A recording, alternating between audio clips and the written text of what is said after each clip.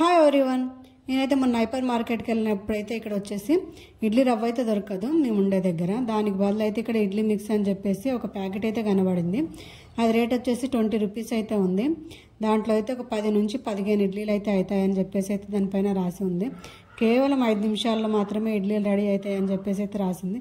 సరేలే ఇన్స్టెంట్గా పనికి వస్తుందని చెప్పేసి అయితే ఒక ప్యాకెట్ అయితే తీసుకున్నాను.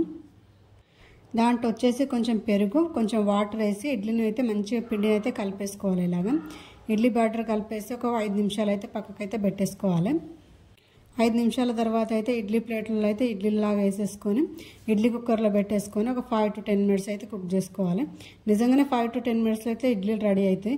చాలా సాఫ్ట్గా కూడా అయినాయి, కానీ ఎక్కువైతే పొంగలేదనమాట ఇడ్లీలు వచ్చేసి. ఇందులో అయితే వంట సోడా అనేది ఏం కలపలేదు. ఇడ్లీలు ఎక్కువ పొంగలేదు, కానీ సాఫ్ట్గా అయితే వచ్చాయి.